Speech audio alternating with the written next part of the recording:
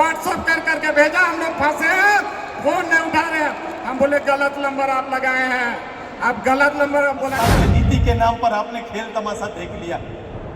32 के नाम पर आए लोग, मंदिर चढ़े, मंदिर को प्रणाम करते हैं। पार्टी नहीं हुआ है, अभी से पैसा ठगना शुरू से ही चालू किया था और अंतिम तक पैसा ठगने का भी काम किया है।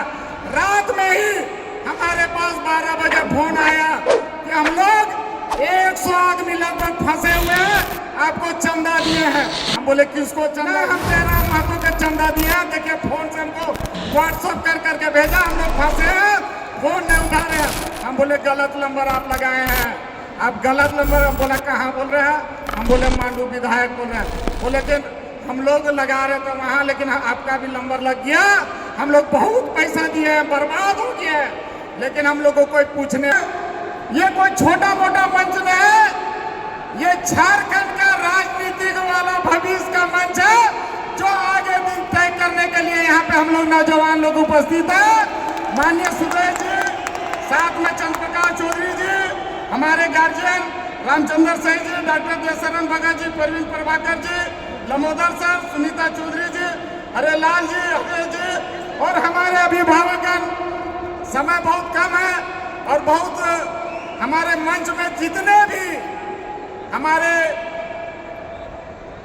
अतिथिगण हैं, उन लोगों को सबको हाथ जोड़ के धन्यवाद करना चाहेंगे। अभी झारखंड के हर बार हर नेता कुछ न कुछ बात करके चले जाते हैं। कोई 5 लाख नौकरी देके चल जाते हैं, तो कोई लोग को रोज नौकरी, मतलब हर घर में नौकरी देने के लिए युवा लोगों को बहकाने का काम करते हैं। लेकिन अभी हमारे एक गार्जियन बोल रहे थे कि सुदेश जी कभी ना झूठ बोल के राजनीति किया, ना आगे कभी झूठ बोल कर राजनीति करेगा। एक सच्चा नेता है जो सुदेश महतो, जो कभी झूठ ना बोल कर जो 25 साल तक लगातार झारखंड का राजनीतिक में टिका हुआ व्यक्ति है, वो सुदेश महतो, और कोई नेता आज तक टिका हुआ नहीं। सब बदनाम नेता है, चाहे मुख्यमंत्री हो, चाहे अभी बिना दाग का नेता नहीं है। और अभी 4 दिन का एक पार्टी नहीं हुआ है, अभी से पैसा ठगना शुरू से ही चालू किया था और अंतिम तक पैसा ठगने का भी काम किया है। रात में ही हमारे पास 12 बजे फोन आया कि हम लोग 100 आदमी लगभग फंसे हुए हैं, आपको चंदा दिए हैं। हम बोले किसको चंदा दिया है? नहीं, हम जयराम महतो के चंदा दिए हैं। देखिए फोन से हमको व्हाट्सएप कर करके भेजा, हम लोग फंसे हैं, फोन नहीं उठा रहे हैं। हम बोले गलत नंबर आप लगाए हैं, आप गलत नंबर। हम बोला कहाँ बोल रहे हैं? हम बोले मांडू विधायक बोल रहे हैं। बोले कि हम लोग लगा रहे थे वहाँ, लेकिन आपका भी नंबर लग गया। हम लोग बहुत पैसा दिए हैं, बर्बाद हो गया है, लेकिन हम लोग को कोई पूछने वाला नहीं है। हम लोग सोचे थे कि घर घर नौकरी बटेगा और नौकरी लेकर हम लोग रहेंगे शांति से। यह स्थिति मेरा मांडू विधानसभा क्षेत्र का है कि अभी भी 1 लाख से लोग ज्यादा बाहर में नौकरी करता है। अभी तत्काल में 2 व्यक्ति मरा हुआ, 1.5 महीना 3 महीना से लाश पड़ा हुआ सऊदी अरब में। सभी जगह पे हम लोग फोन लगा रहे हैं, लेकिन लाश यहाँ पे नहीं आ रहा, ना मुआवजा मिल रहा। इसलिए सही नेता चुनिए। आप लोग देखते होंगे, अभी टिकिया जी बोल रहे थे और कुछ लोग बोल रहे थे कि एक विधायक जीता है, वो भी साफ करने के लिए विपक्ष लोग चाह रहे थे। माननीय चंद्र प्रकाश चौधरी, माननीय तिवारी महतो को दूसरे दल में लोग ज्वाइनिंग करवाने के लिए, हम लोग को खुद पता नहीं था, दूसरे दल के लोग ताना बाना बनाकर बोल रहा था कि दूसरे दल में ज्वाइनिंग करेगा। जब पत्रकार लोग, हम विधानसभा चल रहा था, जब घुसते थे तो घेर लेता था पत्रकार लोग और बोल रहा था कि दूसरे दल में जा रहे हैं, दूसरे दल में जा रहे हैं, कौन दल में जा रहे हैं पता ही नहीं चल रहा था। तो हम कहना चाहेंगे वैसे दल के लोगों को और मीडिया के लोगों को, हम बोले कि आप लोग हम लोग को दूसरा जगह ज्वाइनिंग करवा रहे हैं, लेकिन हम विश्वास दिलाते हैं कि कल नरेंद्र मोदी और हेमंत सोरेन के दूसरा दिन हम ज्वाइनिंग करवा के दिखाएंगे। तब से चुप हो गया जितना पत्रकार और जितना लोग था। इसलिए आंसू के नौजवान कभी डरने और डिगने वाला नहीं है। दूसरा लोगों को ज्वाइनिंग करा देगा, लेकिन दूसरा जो आंसू में काम नहीं करता वही लोग दूसरा जगह पार्टी में गया हो, और हम ज्यादा कुछ ना बोलकर यही बोलेंगे कि सरपरोशी की तमन्ना अब हमारे दिल में है, इस सरकार को देखना बाजुए कितने कातिल में। धन्यवाद, जोहार, जय जय। बहुत बहुत धन्यवाद। स्थानीय नीति के नाम पर आपने खेल तमाशा देख लिया। 32 के नाम पर आए लोग, मंदिर चढ़े, मंदिर को प्रणाम करते हैं, अच्छा लगता है। हमारे लोकतंत्र के मंदिर को भी मैंने कई लोगों को देखा है अलग अलग रूप में, एकदम उसको गले लगाते हुए, लेकिन मैं मानता हूं कि लोकतंत्र के इस मंदिर की मर्यादा को सुरक्षित रख के ही हम लोकतंत्र की सुरक्षा कर सकते हैं। उसकी मर्यादा का अनादर करके हम कभी लोकतंत्र को नहीं बचा सकते हैं। उसकी मर्यादा क्या कहती है कि हम जिस उद्देश्य के लिए उस मंच पर आए, जिस उद्देश्य को निभाने के लिए आए, मैं उस पर बात और बहस करूं। लेकिन आज आप 7 महीना से ये 32 की बातें बंद हो गई। भाई साहब, चल रहा है क्या? पिछले 5 साल तक जयमाला इसको टांग के घूमता था। हम लोग लड़ते थे, लेकिन मैंने हाउस के अंदर विधायकों को गंजी पहनते हुए देखा है। उनको ये लगता है कि गंजी, मैं अभी सोशल मीडिया कर रहा था ना, गंजी पहन के फोटो खिंचा के दायित्व तो खत्म हो जाता है कि मैंने तो बात उठाया, मैंने तो बात रखा। भाई मालिक कौन है हमको पता ही नहीं चलता है। सरकारी लोग खड़े हो जाते हैं और बोलते हैं मैंने बात उठाया है। तो मालिक कौन है इस प्रदेश का? कौन निर्णय लेगा? कौन तय करेगा? किसके हाथ में ये शक्ति है? तो मैं लगता है कि सरकार के हाथ में ये शक्ति नहीं है, ये शक्ति जनता के हाथ में है। ये अगर लागू होगा तो जनता के पर होगा, जनता के द्वारा होगा, और जनता को इस विषय पर लीडर नहीं खुद को खड़ा करना पड़ेगा, ये तैयारी करनी पड़ेगी। हम परिचय के मोहताज हैं, हमारा परिचय नहीं बना। बताओ, ये 7 महीना में भी एमपी साहब बोल रहे थे, डाटा है, अखबार में निकला है, सुर्खियों पर निकला है। भाई ये 32 वाली पार्टी, आंदोलनकारी पार्टी में कैसे लोग यहां पर आ जा रहे हैं, कैसे आपके प्रमुख नौकरी का हिस्सा बन रहे हैं, कैसे वो आकर आपके यहाँ हाई स्कूल के टीचर बन रहे हैं, कैसे राज प्रशासनिक सेवा के पद पर बैठे हुए हैं, ये हमको बताइए। अभी भाषा का बात हुआ, भाषा आप बताओ, खूंटी में मुंडारी को हटा दे रहे,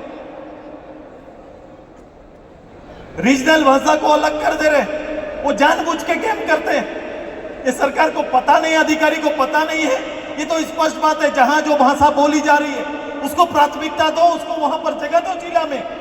वो जानबूझकर चाहते हैं कि इस पर राजनीति हो, लोग का ध्यान भटके और हमारी राजनीति चलते रहे, यही तैयारी करते हैं। बताइए, विधानसभा के अंदर में, विधानसभा सचिवालय के बाहर 32 के नाम पर होली दिवाली हो गया।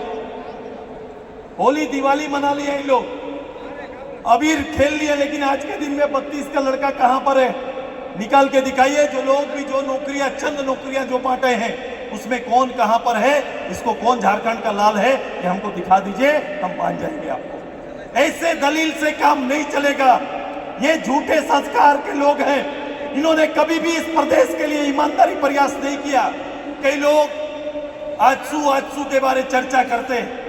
मैं तो कहता हूं बड़ा साधारण से, बोले मुझे विरासत में मिला हुआ सुदेश महतो को कोई शासन या ये सरकार या पार्टी मुझे विरासत में नहीं मिला हुआ है।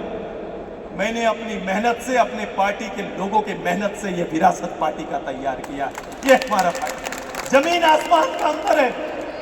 हम किसी राज खानदान में पैदा होकर हम यहाँ नहीं पहुंचे, हमने अपनी मेहनत से चीजों को खड़ा किया है। और ये वसूली वाली व्यवस्था नहीं, वसूल की राजनीति की बात आजसू पार्टी करता है, ये हमारा नेतृत्व करता है, ये तैयारी हमारी। मैं आप सभी से आग्रह करता हूं कि हमारे लिए स्थानीय नीति, नियोजन नीति, विस्थापन नीति, अभी पेशा कानून पर कांग्रेस काफी एग्रेसिव है, काफी हल्ला कर रही। उसका सहयोगी, उनको लग रहा है कि शायद इस लड़ाई में हम छूट जा रहे हैं क्या। जिला जिला में रैली निकल रहे हैं और उनके नेता कह रहे हैं, कांग्रेस के लोग कह रहे हैं कि हम ऐसा व्यवस्था लाएंगे, ऐसी नियमावली बनाएंगे पैसा का जो कहीं और नहीं। कांग्रेस को पीछे से याद दिलाना है कि ये पारंपरिक लोगों का पारंपरिक व्यवस्था में जीने वाले लोगों का पहले जनगणना में चिन्हितीकरण होता था। इसको हटाने वाला और दोषी भी कोई है तो कांग्रेस पार्टी भी है। उसी ने इसको सबसे पहले कॉलम से हटाने का काम। ये लोगों को पता नहीं है, लोगों को जानकारी नहीं है, और ये अपना वेदना, अपनी बात बोले जा रहे हैं, अपना तर्क दिए जा रहे हैं, बिना किसी तर्क, बिना किसी विचार का इनकी पूरी व्यवस्था चल रही है। मैं आग्रह करता हूं कि इस तरह से राजनीति में चलता नहीं। राजनीति की ऐसी व्यवस्था कोई दूसरे प्रदेश में नहीं मिलेगा। इसे स्वीकार करना आत्महत्या करना जैसा है। मेरा आग्रह है आप सभी से, झारखंड के नौजवानों से इस मंच पर, कि 5 साल 6 साल आप सभी लोगों ने सड़क पर खड़ा होकर, आपको सपना बेचा गया, सपना बेचा गया आपको, और उस सपना को बेचने वाला और बेचने वाले लोग अपनी राजनीतिक हिस्सेदारी पर तो आ गए, लेकिन आपका हिस्सेदारी का दिया जलाने वाला कोई नहीं है। आइए, इस लड़ाई में आप ये तय करना पड़ेगा कि आपकी लड़ाई का दिया खुद जलाएंगे, ये तैयारी करना पड़ेगा। हमें अपने हिस्से का दिया खुद जलाना पड़ेगा और इसकी तैयारी करेंगे। ये संभव है, ये संभव है, और मेरा आंदोलन भी इसी विषय पर रहेगा। मैं कहता हूं वही जो कर सकता हूं, मैं हमेशा कह रहा हूं। मैं ऐसे बिना तर्क की बात नहीं करता। मैं आपको बता रहा हूं कि ये सारी चीजें संभव है, लेकिन अगर संभव नहीं हो पा रहा है तो उसका सबसे बड़ा कारण और कारक को हटाना पड़ेगा। इस सरकार को उखाड़ के फेंकना पड़ेगा, तब जाके ये काम संभव हो पाएगा।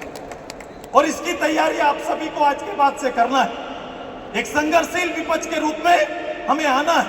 लड़ाई जब हुई, जब संघर्ष करने की बारी आई, झामुमो ने विधायक बनाए, हमने शहादत दिया, हमने कुर्बानी दी। आजसू का परिचय इसलिए झारखंड मुक्ति मोर्चा से अलग है। अब शासन का बारी आएगा, राज सत्ता के लिए नहीं, यहाँ के लोगों के हाथ में सत्ता देने की तैयारी करेंगे।